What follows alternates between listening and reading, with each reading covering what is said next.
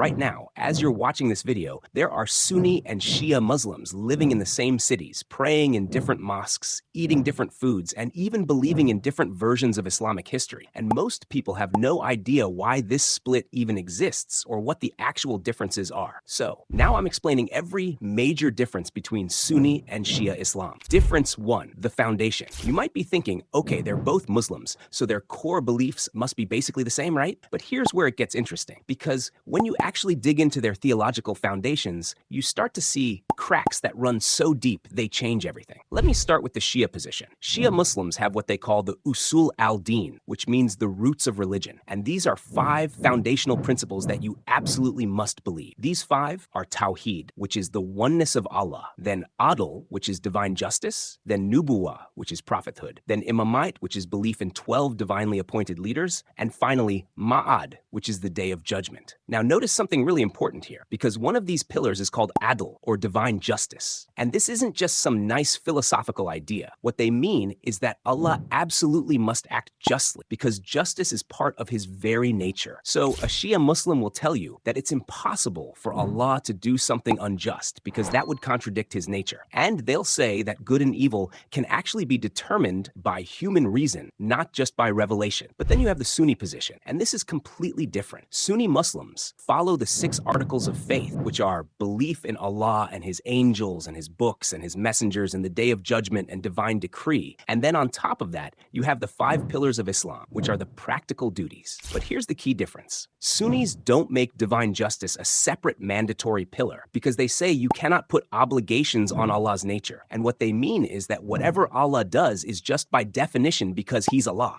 and we don't get to judge his actions by our human standards. You'll hear Shia Muslims say, Ya Ali, which means O Ali, or Ya Fatima, or Ya Hussein, or Ya Hassan, or Ya Abbas. And they're calling upon these deceased members of the Prophet's family. And here's what they'll tell you. They're not worshiping these people. They're asking them to intercede with Allah on their behalf, because these are holy people who are close to Allah. But Sunni Muslims see this completely differently. They say this is tawassul, which is seeking intercession through the dead, and it can easily slip into shirk, which is associating partners with Allah. And they say you should only call upon Allah directly using Ya Allah, because calling upon the dead, even if you claim it's just for intercession, is dangerous. Now here's one belief that creates massive controversy. Ayatollah Khomeini wrote that all the prophets, including Prophet Muhammad, peace be upon him, came to establish justice, but they didn't succeed, and only Imam Mahdi will succeed where the prophets fail. And when Sunnis read this, they consider it pure blasphemy, because they say the prophet perfectly completed his mission.